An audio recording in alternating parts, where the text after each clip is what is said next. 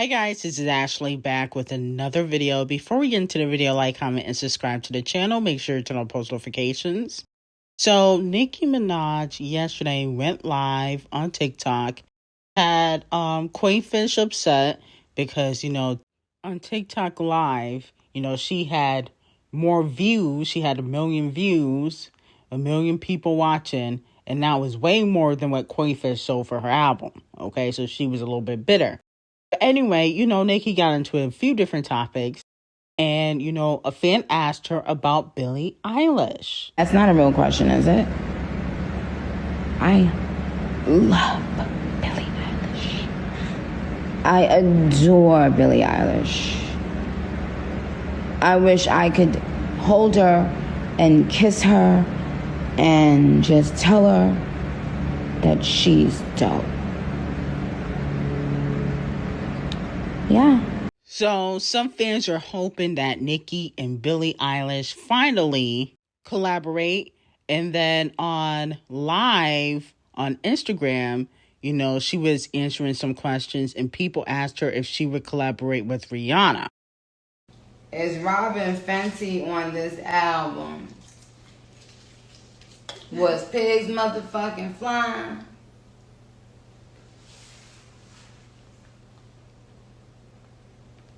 I think that was like a trick answer, y'all, that I gave y'all. So let me know how you guys feel about that. Now, I would prefer a Rihanna collaboration over a Billie Eilish collaboration. I know that Nicki has never done a collaboration with Billie Eilish, but Nicki and Rihanna would be a guarantee number one. Rihanna has been on a long hiatus. The song she did for the Black Panther soundtrack, Lift Me Down, was pretty trash in my opinion. I did not like that song at all. Forgettable. I don't even remember how that song goes. And I think that if Rihanna would come back to the scene musically, even though she don't need to because she got $1 billion company, I would love that for them to kind of reunite, especially after a few years of Rihanna and Nicki throwing subliminal shade. During the hate train, Rihanna was kind of a hater during the hate train, let's not forget.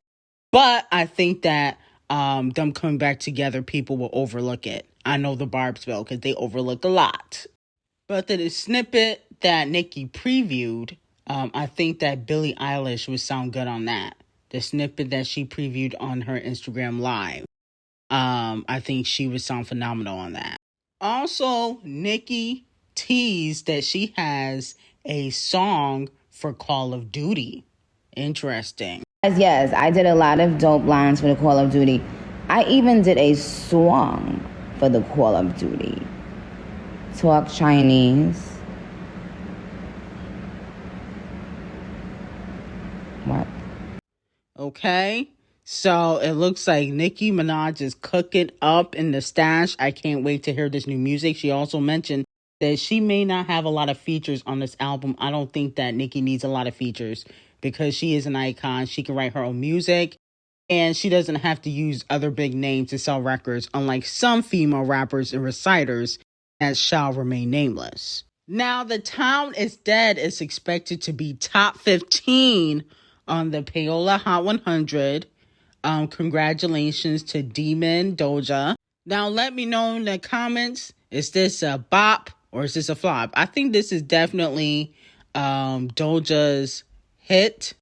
Let's see if it can go top 10. Okay? But with that being said, if Doja Cat, debuts in the top 15 at number 15, Nicki Minaj will still be the only female rapper with the highest solo debut in 2023 and also in 2022. With Red Ruby the Sleaze, that came out in 2023, and Super Freaky Girl, which went number 1 in 2022. Now, with that being said, if Doja Cat debuts at number 13, then she would tie with Nicki Minaj, okay? So, Nicki Minaj, she's still killing it. 15 years in the game. People say, oh, Nicki only, was doing good because she had no competition. So Doja Cat's not competition. She's topping the charts. What's the excuse now? What about Ice Spice? She's still, topping the charts. What's the excuse? Everybody else kind of flopping though, but, that's nothing new. Cardi B been flopping for a few years now. Megan stay in court instead of the studio. Scratch Off, she wants to be the side chick to 21 Average. So, it is what it is. Now, moving on to Cardi B and Megan Thee Stallion. Fans are saying, the Cardi B Barty Gang fans are saying that Megan will never forgive Nicki Minaj, okay? Because there's been a lot of speculation that Nicki and Megan are friends now, which I definitely don't believe that they're friends. I think that, fans want to make that up. But with that being said, fans, especially Garbage Gang, they said that if Megan gets back cool with Nicki Minaj, she has betrayed Cardi B, who has been like a sister to her, who has, spoke up for her after she was shot by Tory Lanez, did the WAP collaboration, which debuted at #1.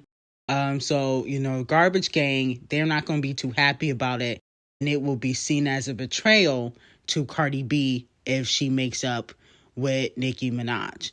And low-key, I feel like Cardi B will feel some type of way too. As soon as JT got back cool with Nicki Minaj, look how Cardi B acted. Let's not forget. Look how Cardi B acted. She was tight. She was upset. Okay? The plastic off her face was about to melt. She was so upset. She ran to social media, called her a lapdog. It was a mess. So I do feel like she would feel some type of way. And I don't understand why people want Nicki and Megan to be cool. Once Megan gets her second collaboration from Nicki Minaj, because that's what she would come back for, let's be very clear, she just gonna treat Nicki how Queenfish and Scratch Off is treating her now. She gonna dump her to the side, be like, listen, I got what I wanted. And then she gonna go back to shading Nicki Minaj in her records. Okay? That's what she just gonna do. Because at the end of the day, Megan is a known social climber and user. Once she gets what she wants from somebody, she dumps them to the side. Like what she did with Party, Nicki, EJ, Kelsey, a plethora, the baby, a plethora of other people. Once she get what she want, she pushes you over. Bye-bye. Also, Megan Thee Stallion has a message for her haters. This is what she had to say at her recent performance. Yeah, rock with me. Yeah, fight with me, fight for me. I really appreciate y'all. So today, I just want to say, fuck all my haters. None of that shit you was doing was saying broke me. None of that shit y'all be doing and saying to the hottest broke them.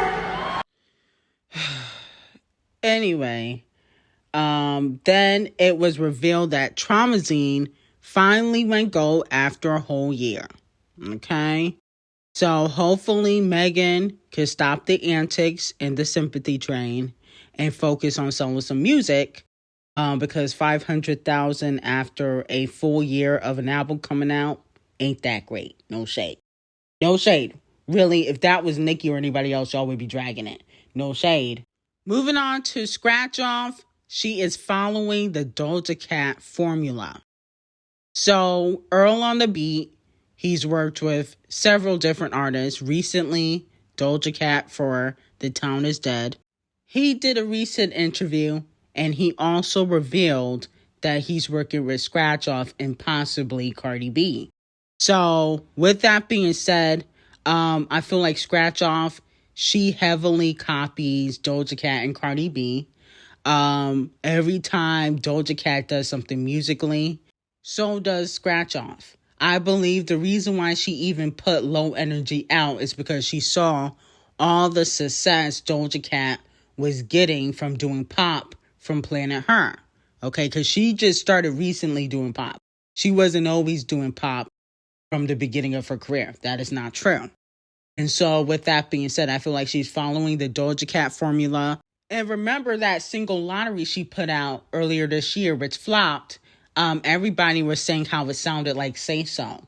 Remember, everybody was saying how that pop song she put out sounded like Say So. So I do believe that she copies Doja Cat. She's following the Doja Cat formula.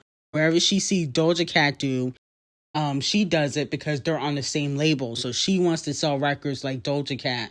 But unfortunately, she can't because she don't have a fan base. Okay? And the kitty litters are like 60% Barbs. So, of course, you know, Doja Cat's never publicly disrespected Nicki, so they're writing for Doja Cat. Now, moving on to Queen B, a lot of fans are speculating that the reason why Queen B hasn't put out her visuals yet, even though a snippet from Virgo Groove has leaked onto the internet, is because she's using some of the concert film, okay, because allegedly she has a film crew for all of her concerts that she's been doing, and she is working on a bigger film, and she's going to release the music videos all at the same time with some of the concert footage, okay? Or she's going to make it like a documentary-esque type of film, like she did with Homecoming. My whole thing is I do feel like putting out the music videos right now is a little bit too late, okay? She should have done that 6 months ago, maybe a year ago. And I understand Queen B thinks she can get away with stuff because she Queen B, but unfortunately, that's not always the case. That's why the Black is King film flopped on Disney, because, you know, she waited a whole year after The Lion King came out to put out, you know, Black is King, when nobody really cared at that time. I mean, why would you do that? That doesn't make any sense.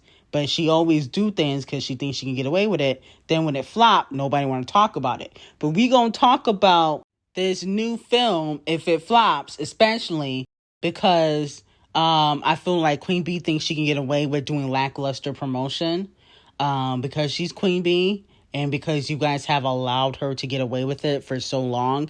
But we gonna talk about it flopping if it does, you know, Black is King numbers, which, you know, completely flopped, no shade. So we gonna get into some things.